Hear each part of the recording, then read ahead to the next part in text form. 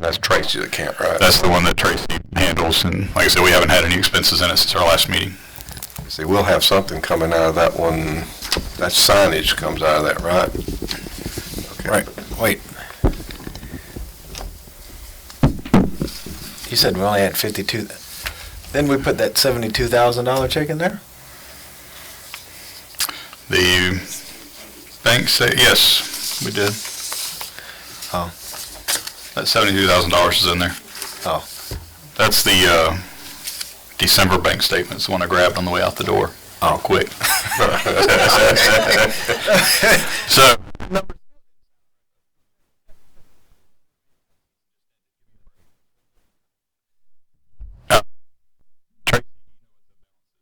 right now. I'm just gonna pull it up here. I don't have my, paperwork. I can't get into any of my files today. Our email, everything's down, so, sorry, but I'll see if I can pull it up on my. In any case, we paid everything we were supposed to pay and, deposited everything I've been getting anyway has been deposited into it. I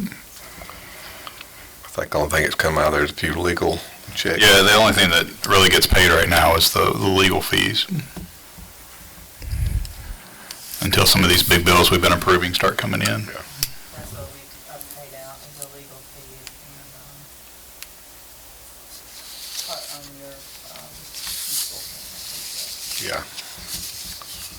3600.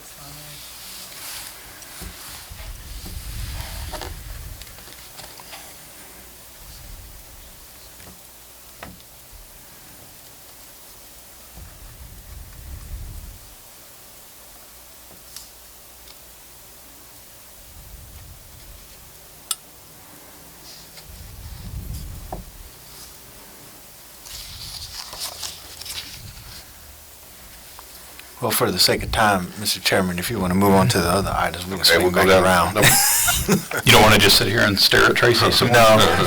Look.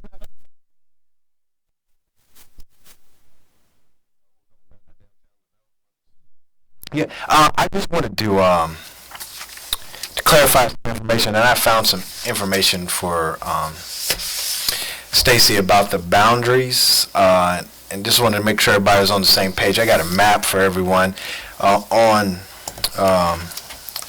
the original legislation had the downtown DDA boundaries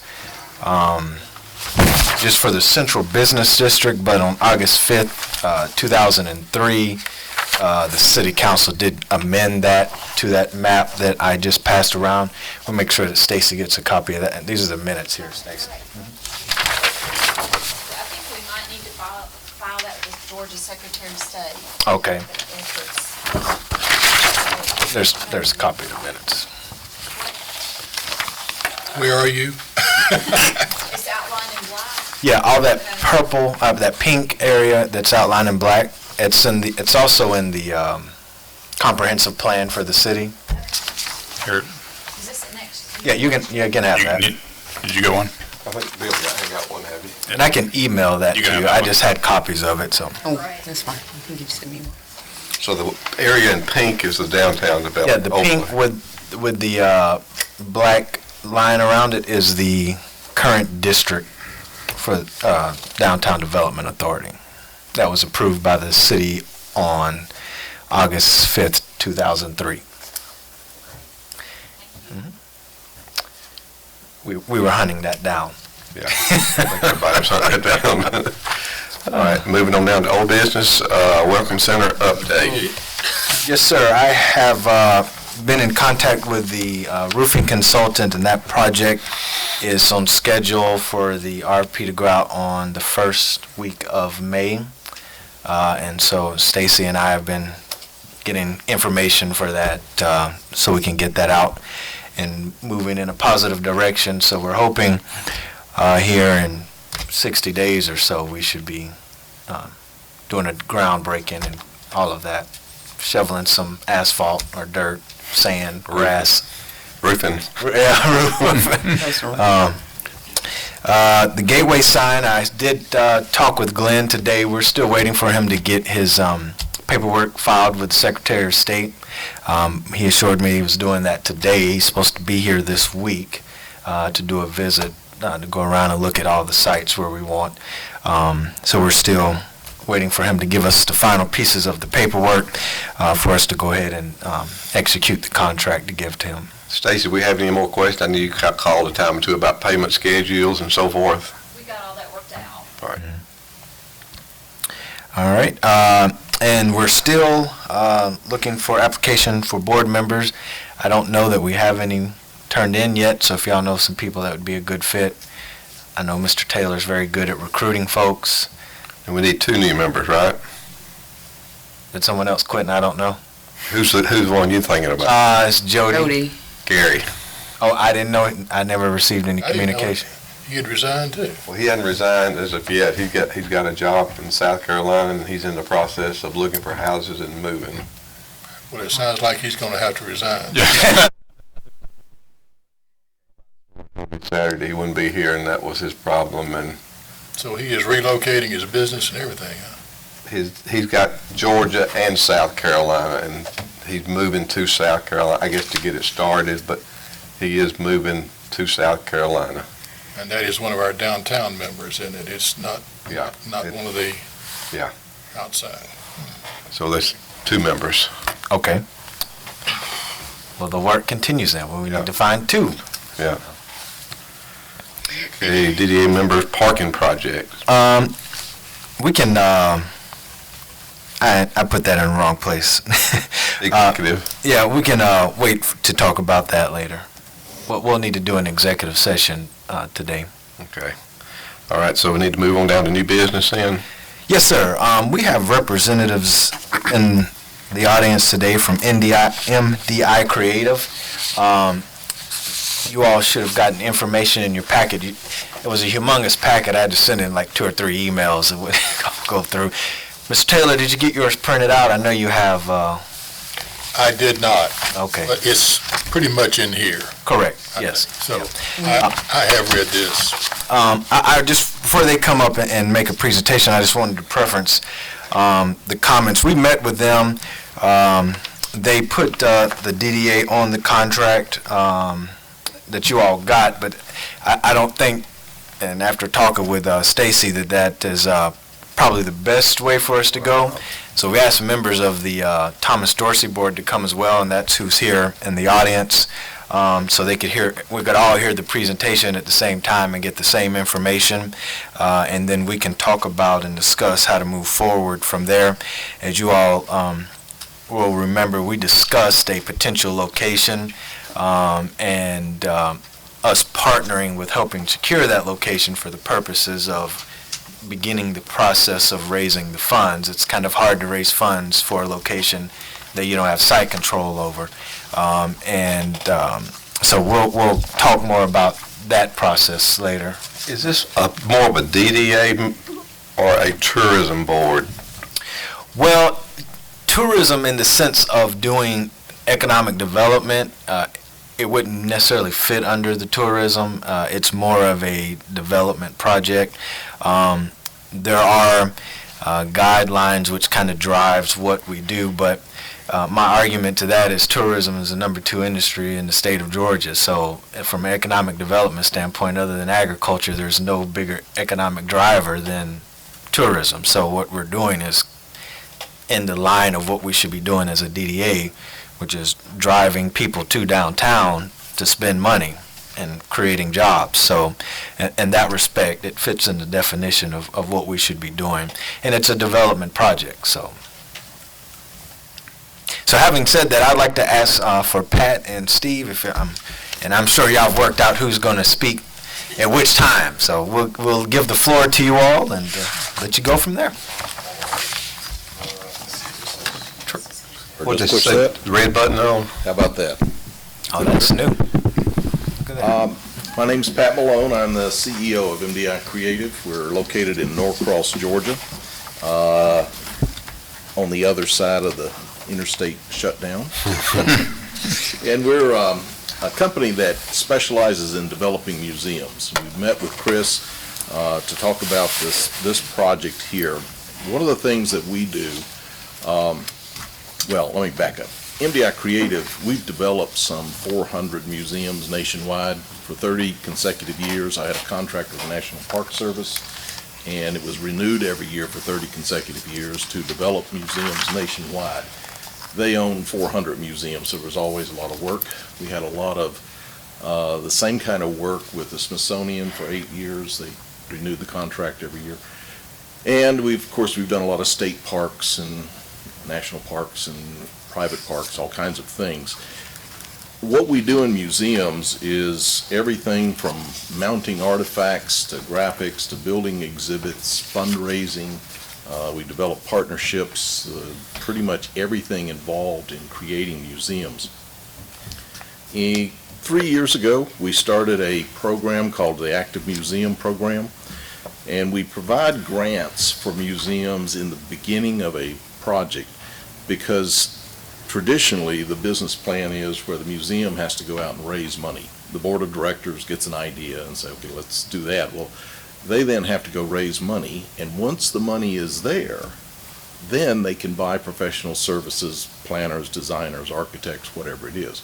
But they have to get the money first. Over the last 15 years or so, getting money for museums is becoming harder and harder. As a result of that, what we're doing is providing the professional services at no cost early in the project, at the beginning.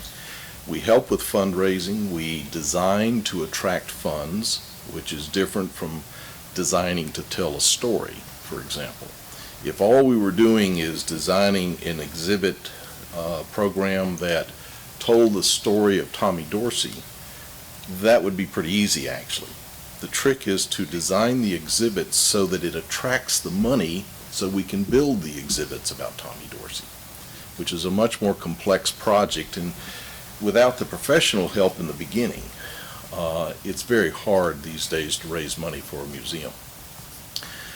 Our exhibits or our museums typically have exhibits, of course, but we also do a lot of education program.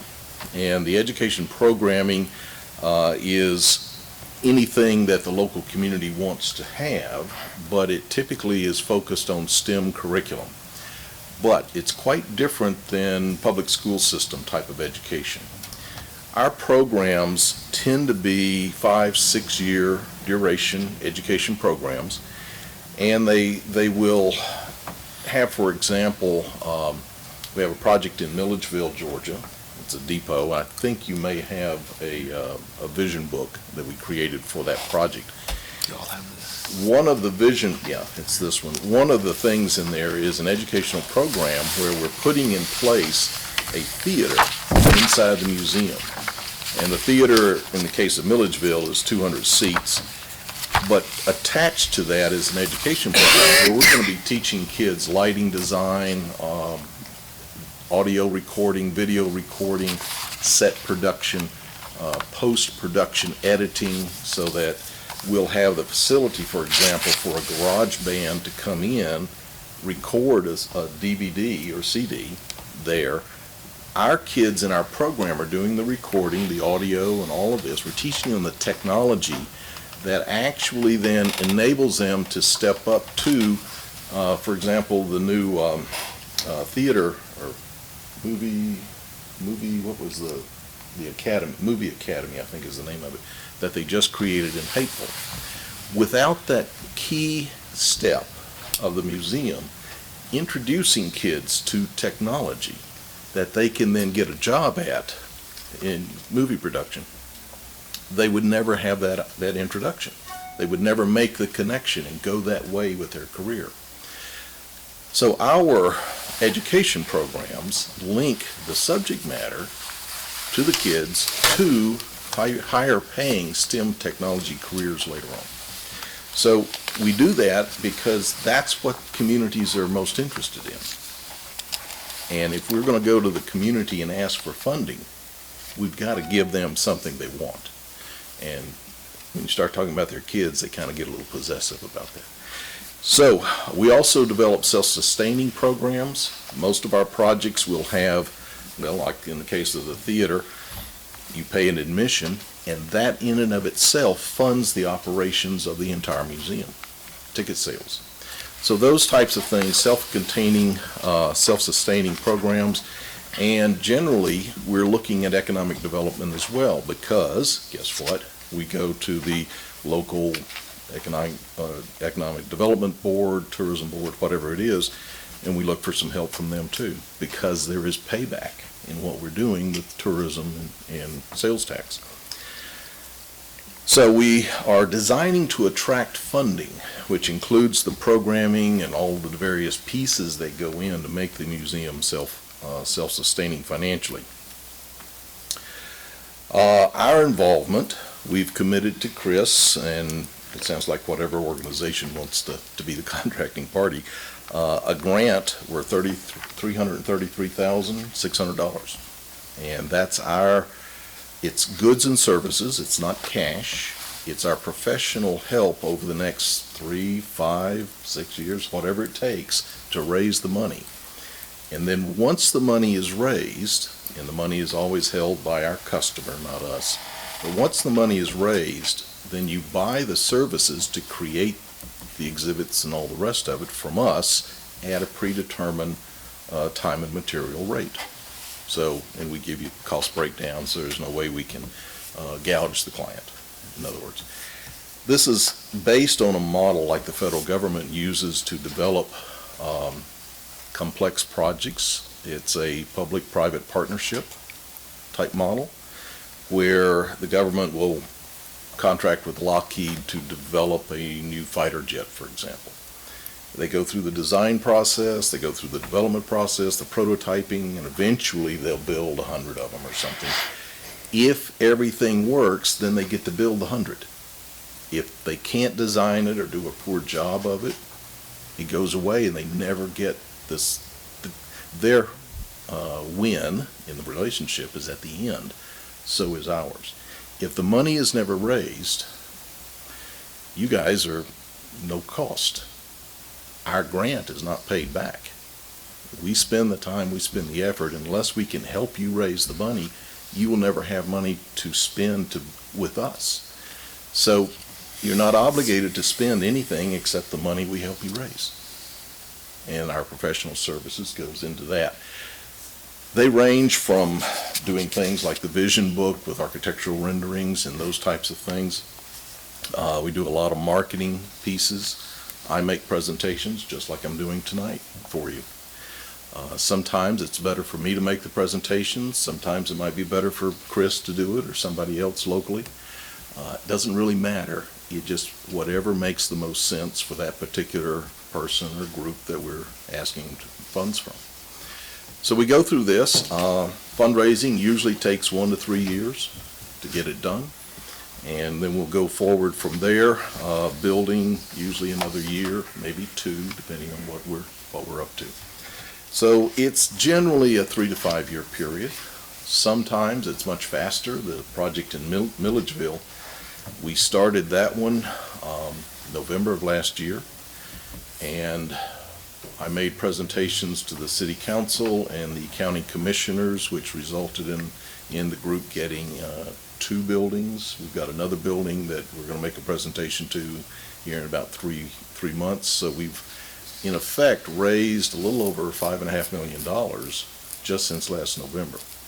It's not in cash, but we were able to find some surplus buildings. The governor, in fact, was the one that signed off on it, and I was the one that made all the presentations. So sometimes that works best. Sometimes it's better if the chairman of the board or somebody else makes the presentations.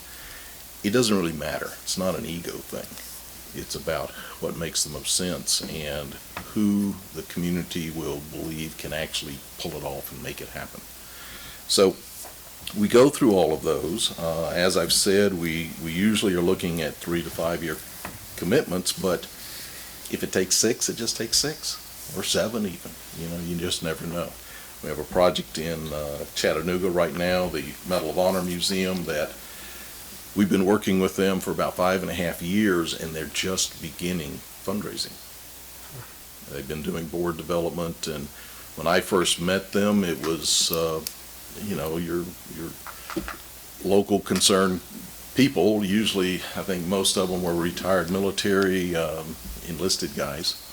They now have a chairman that's a 4-star general, 2 3-stars on it, 1 2-star.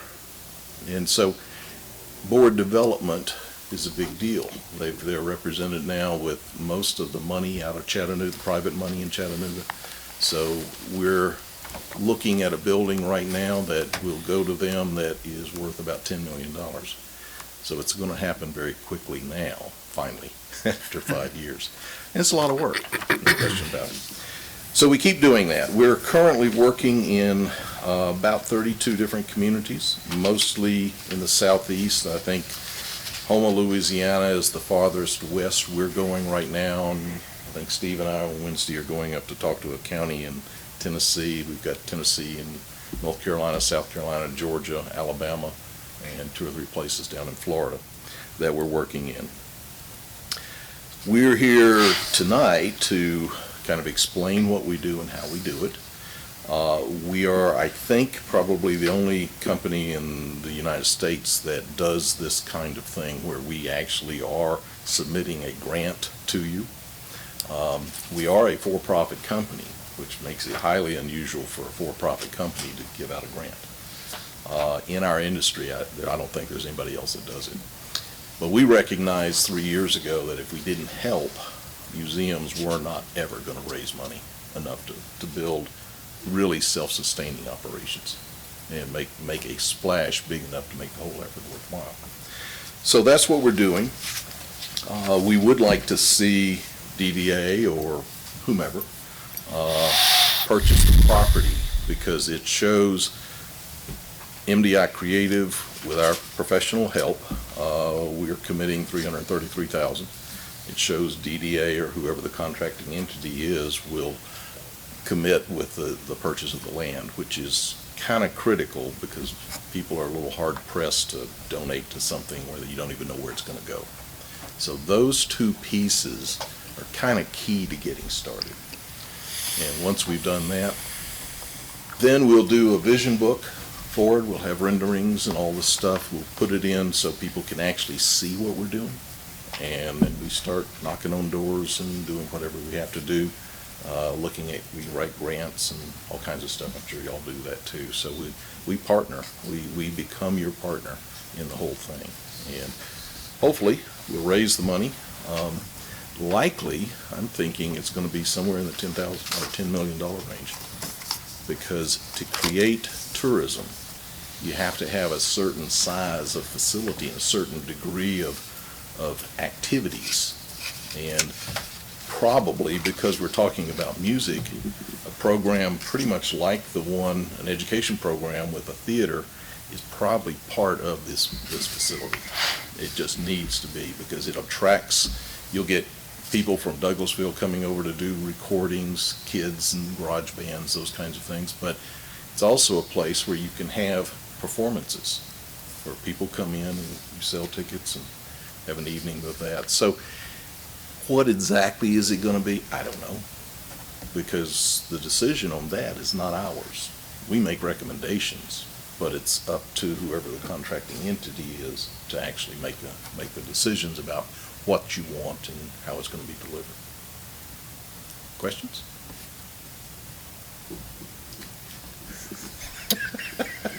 It sounds to me like your board in Chattanooga looks like the Milky Way, doesn't it?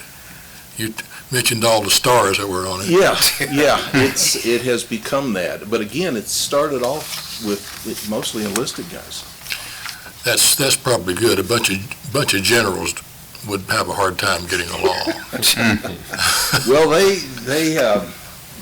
they have General Bell. He's socially and money connected, and so board development is part of what we do, and we'll encourage boards to grow and so forth because there's a lot of work here, and so we help with that. And I don't expect too many 4-star generals to be here in Billerica, but We've got one. Got one, yeah. well, there you go.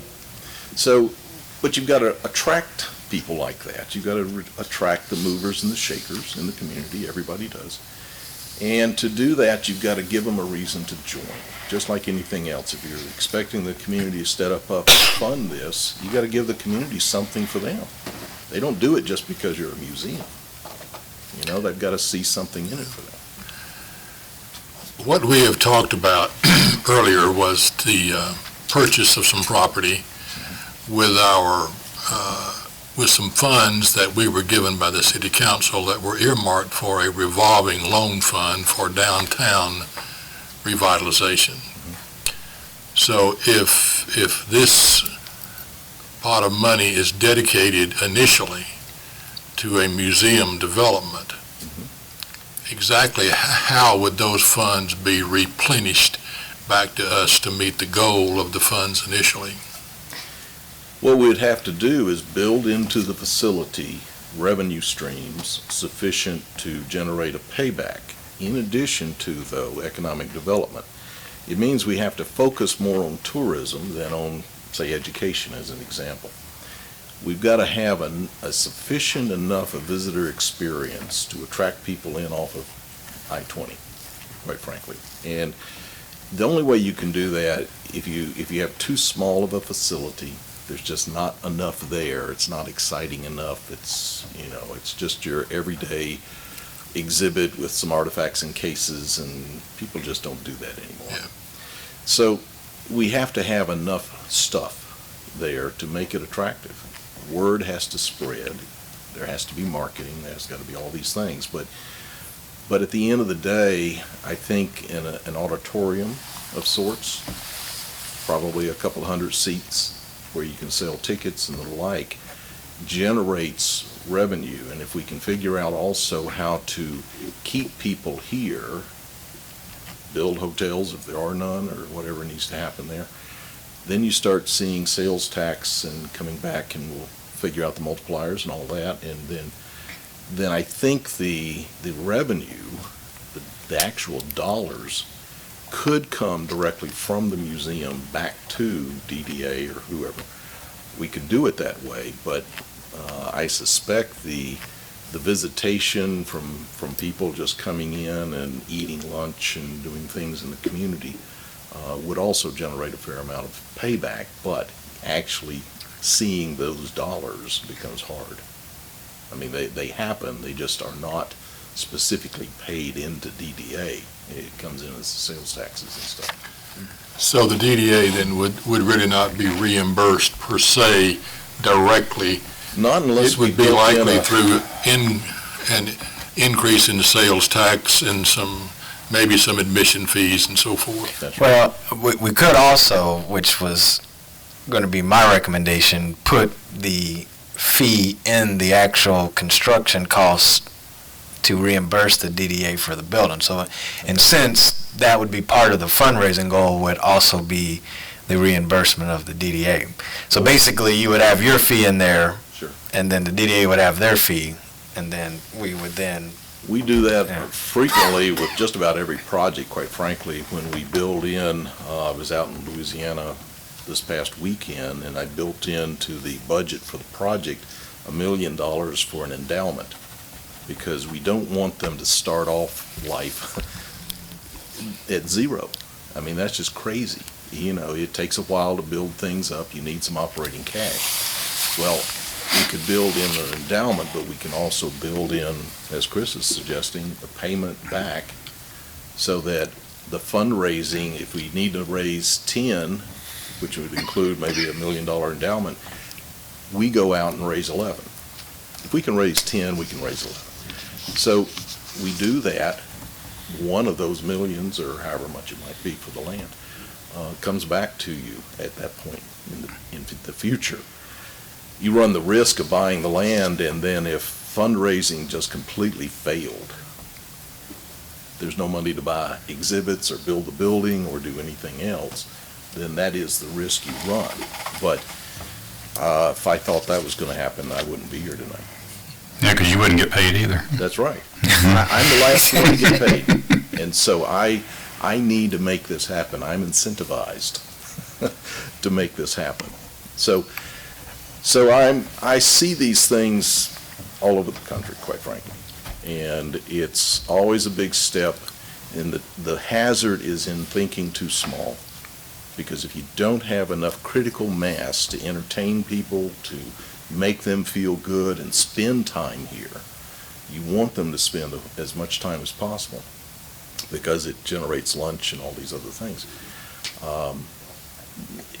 Going too small because you think, well, it's easier to raise less money than more, is actually wrong. Sometimes it's easier to raise more than less, because if you're giving the community something that just really is great, you can overdo it, but if you give them something that is, for this community, this is fabulous, then it will be much easier than if you were giving them something that was, well, ho-hum, and you get ho-hum donations in.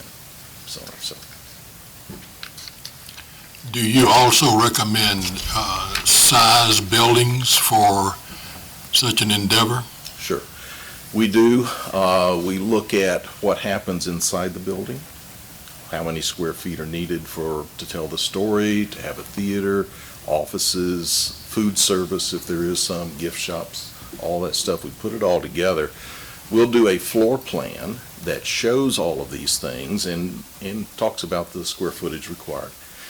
And at some point, that initial floor plan is a rough draft at best. But it is based upon a certain amount of knowledge, given, all the parameters that we want to put in there. It describes something that by the time we get through with the architect, things will change around, but in the end, it'll be about the same size. It just gets shuffled around as needed. So looking at square footage and those type of things, when we sit down with the client, whoever that turns out to be, we talk about all the various pieces of it. Food service, for example, do we really want a restaurant? It's a pain in the neck and a lot more cost up front to get, but it's also a revenue stream that keeps paying you back. But then the idea is, well, we don't want a Subway or something, a franchise. We want to have a local southern kind of cuisine. Could be a sandwich shop. It doesn't have to be a fancy restaurant, but we want something that is more of an authentic experience because it's a museum after all. So we get a local person to be the owner-operator of it, and they pay a 10% off the top or 15 or something because we're providing the facility for free. See, they're not paying rent.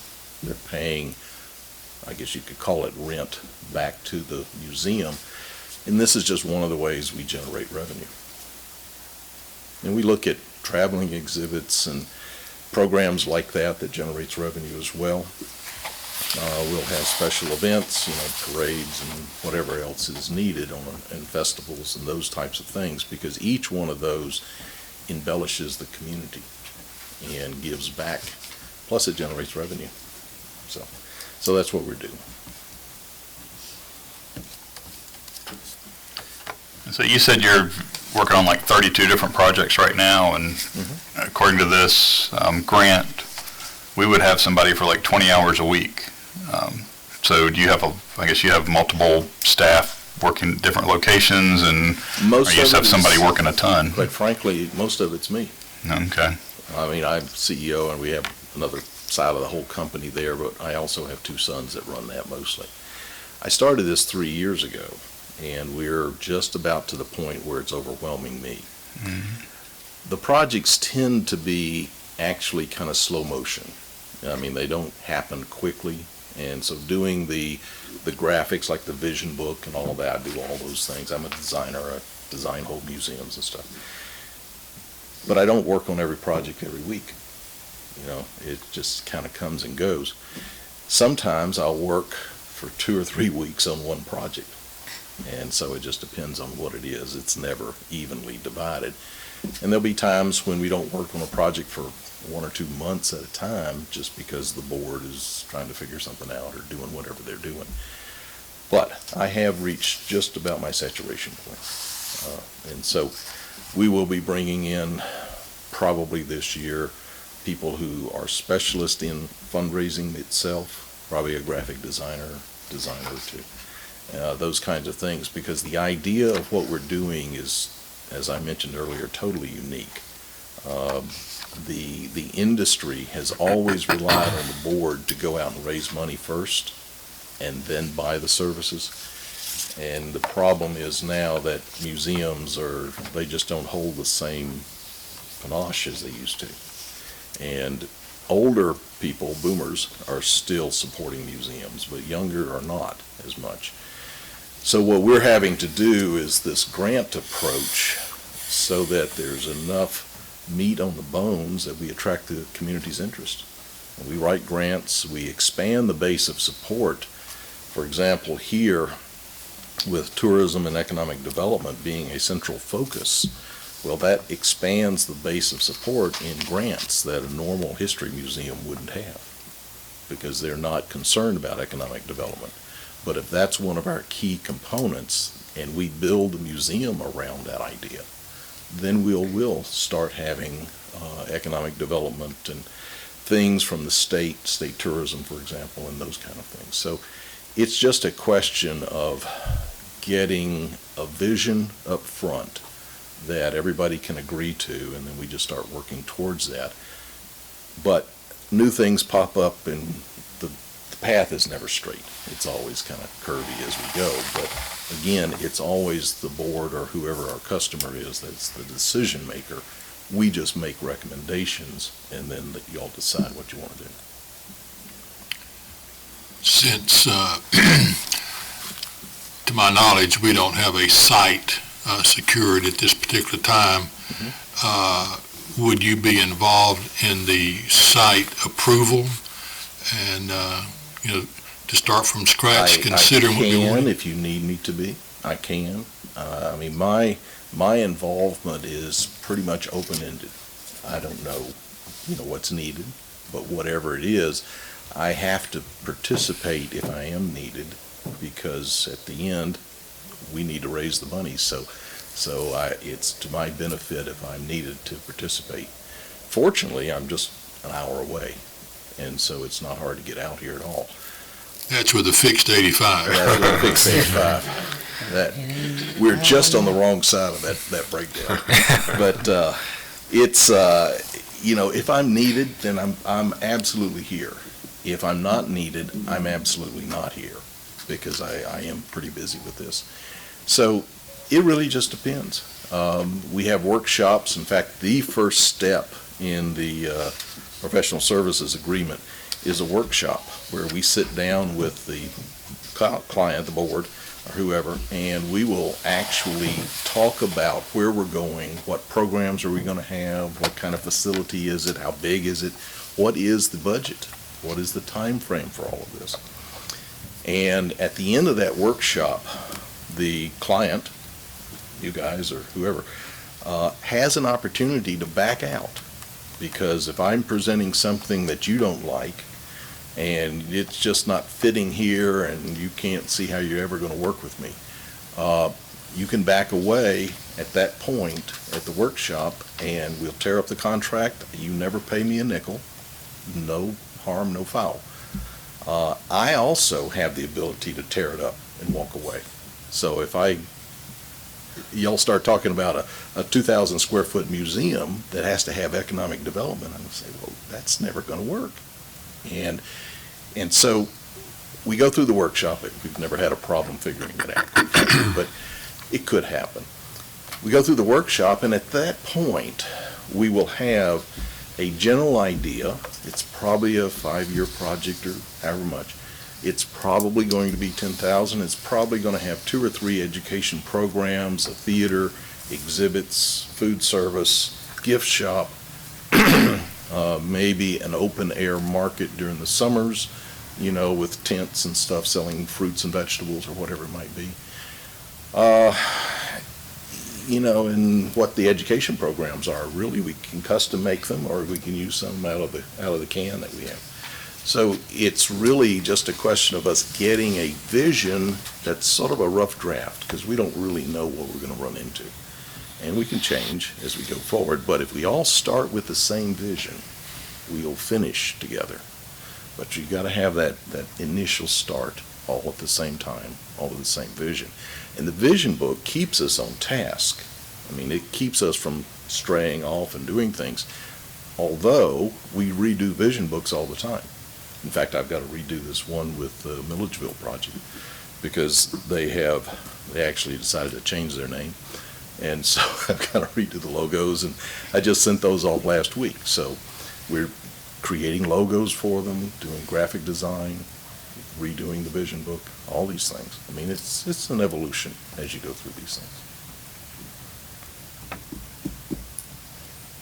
Mr. Chairman, if I might, would it be all right if maybe some of the board members, if they had questions, maybe ask?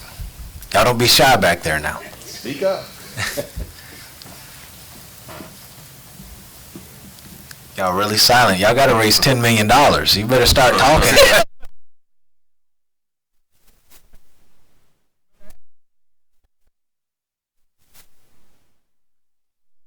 Nice and clear in his presentation. Yes, ma'am. Well, Dr. Brooks is a retired school principal, so she probably already knows all the answers. Well, it is, a lot of it is delivering to the community. Now, you guys care about jobs and economic development, but you really care about your kids. So then it becomes the education piece that is really what moves this group right here. You guys are more concerned about the economic development of it all, and money and getting paid back and all these things and making it happen. My job is to figure out how to achieve your goals and any other goals that kind of pop up here. And also attract tourism in off of Interstate 20 out there.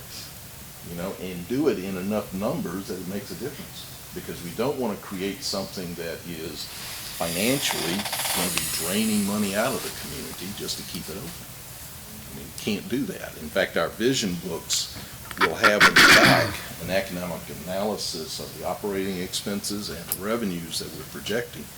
So we're showing a business plan that is in fact designed to show and prove to our funders that we have thought this through. Because they're usually pretty smart people. They kind of figure out that's why they have money, is because they know how to deal with it. So we need to prove to them that we're doing this. We need to prove to them that this whole thing kind of comes together and makes sense for the community. And our job is to make that happen. That's why we give us the grants, so we can spend the time and do the renderings, and the economic analysis, and so forth to make it all happen. The actual education programs, subject to a lot of discussion. What does the community need? So we figure all this stuff out. Hopefully. What size facility do you envision for something like this? Not, not precise, but just a ballpark size. I would imagine probably between 20 and 30,000 square feet. I think the exhibits are one thing, but the theater is going to be probably the thing that makes or breaks us here. Mm-hmm. We need a theater that has curtains, a little better than a high school gymnasium kind of theater. It needs to have theatrical lighting, sound, computers. It needs to, if we're going to make an education booth out of it particularly, we've got to have all of that. But part of our job now is to recruit partners, corporate partners. So with the sound design, for example, we'll contact the sound software folks and get them to donate the software. We'll talk to a computer, a Dell or somebody, to donate computers to us. Because it's in their interest, particularly with the software, to have that kids learning, just like it was in Apple's computer early on, back in the 60s, I think. They gave away Apple computers to schools all over the nation. Everybody thought they were nuts. Now Apple's the default graphics computer in the industry pretty much worldwide. So software works in there. We've got a drone racing program, for example, where we teach 3D design and 3D printing and electronics and all the rest of it, but the whole thing is about drone racing, which kids love to do. It's just a fun thing. So we're teaching the STEM things as stepping stones to careers that otherwise the kids don't ever have access to these stepping stones into careers. And so, we look at that quite seriously because in the United States, 30% of the population has a college degree of some kind. 70% does not. And so what that means is 70% are kind of blue-collar skills, looking at a blue-collar kind of job. Well, okay, but gee, if there's not going to be any truck drivers in another 5 years, if McDonald's isn't going to have any fast food service in the near future because of robotics, just where do those blue-collar jobs come from? Well, if we can introduce kids into theater, for example, technology, the movie academy over here, they just opened in Hapeville, teaches kids to then go into the movie business. And I think Georgia right now is the number 3 location in the United States for movie making. Number 5 in the world. Number 5 in the world. We're teaching technology as a stepping stone, but all of our education is built around competitions, like drone racing. Well, they were racing our kids and their drones against other kids over in Milledgeville and Bridgeport, Alabama, and Houma, Alabama. Has got one. So we'll be traveling, and kids love the technology. And what we're doing is we're showing them how to work something just enough to get them interested. And then if it's a competition-based thing, they will outlearn the teacher's ability to teach them. Just like a video game. You don't get instructions with a video game. You just get the disc or whatever it is. And the kids are there, and they know if they really get into this, they can find hidden passages and little tricks and things that they can do. And it lets them beat their neighbor because kids love competitions usually. Well, we do the same thing with our education programs. And in the theater thing, we have the equivalent of like a Golden Globes or something like that competition for the various categories of things they're learning to do. So it's about competition, it's about traveling to other sites and doing things just like the football team runs out and plays someplace else. So if we make it fun, the kids will learn in spite of themselves. And they're learning a technology that is translatable into an entire career path for the rest of their lives. If they don't do it, they're going to either drop out of high school or graduate from high school, either one, and their career path today is going to be coming downhill. If they get out of high school and become a truck driver, 5 years from now, when self-driving trucks come in, they have to change careers. Get a job at McDonald's, robots come in, they drop down again. Their career path will go downhill from now on. Ours, or mine in terms of baby boomers, went up. That's not the future for current kids, which are 70% of the kids in school today. We can change that, and we can do it with a museum, and we can keep the museums from going out of business. It just takes a little thinking about it. So this facility could also possibly double as a performing arts center there with the theater, which I think that it has to, personally. Which would be available to other groups, not necessarily musical groups, but theater groups and so forth. Could be that. You could rent it out for a wedding reception or for actually a wedding there in the theater. You just put some flowers and props around and make it a place for a wedding to happen. And if we're pretty smart about what we do, then you also have a place where the reception can happen.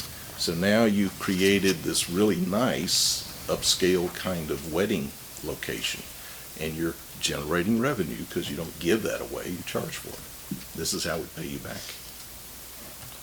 So what we really need now is to secure a piece of property before we do anything. I've stepped up with $33,000 of grant. That's a serious offer. The professional services agreement, we need to figure out whose name goes on it at this point. And if the property can either be purchased or somehow we tie it up. You know, you don't have to necessarily buy it right off, maybe, but depends on who owns it and stuff. But if somehow that could get tied up where the money can go to buy it at some point in the future. I mean, it's going to be 2 or 3 years before we actually need it. So if we could just tie it up for that period of time, so that we can honestly say with the vision book, this is where it's going to be, and we can show a plat and where the building's going to sit and all the different resources. So that's really all we need right now. An outright purchase is fine too, but if it means you've got to borrow the money and be paying interest and stuff on it, but you could tie it up with the owner for some period of time, a year or two, then as long as you have the option on it, then maybe we can save a few dollars. Have y'all got any more questions?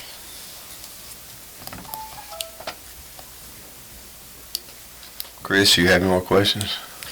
No, I don't have any questions. I guess maybe if Stacy wanted to make some comments about, I was just looking at it, the DDA's purpose is to promote trade, industry, economic development, more create jobs, you know, it's dealing more with the real estate part, and this is a lot of it's fundraising and the actual museum operation, so it doesn't really seem to fit the purpose of the DDA.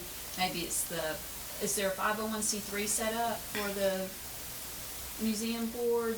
Thomas The Dorsey, board y'all got Yeah, that? Thomas board Yep. of 501c3, so it might be this agreement's more set up, it's more fundraising, it looks like, in creating exhibits for the actual museum, so it seems more something for your board, more of a 501c3 type agreement.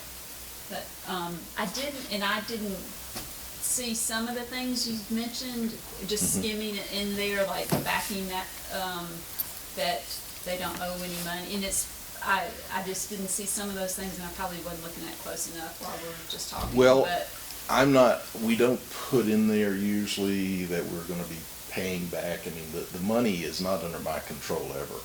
It would be under the board's control at some point, so there would need to be almost an operating agreement or something between DDA, if they're going to do the loan, and the board on how they get paid back. It wouldn't be part of me because I don't control the money at all. Right. Okay, so it's probably all those pieces in the puzzle have Yeah. to work together, cooperate, and the city approving it, the use of the funds too. Any more questions? I don't have any. Okay. Thank you very much. All right, thank y'all for coming out. Thanks for having us. No problem. All right, moving on down to public comment. All right, Tracy, got some figures for us. Figures for you. Our balance currently is $122,672.85. That includes your money that went in. We had one expenditure in February, which was $227.50 that went to Stacy's group, with $25.04 in interest, and the balance left for the city money out of the $50,000 is $22,045.10. Very good.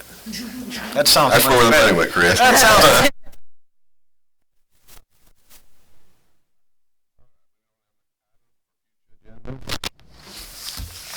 And I guess we'll need a motion to go into executive session, is that right, Chris? Yes, sir. For purpose of real estate, okay. So do we have a motion to move into? We do. All right, we've got a motion, do we have a second? Second. All in favor? So we'll need who to stay? Just Just the board?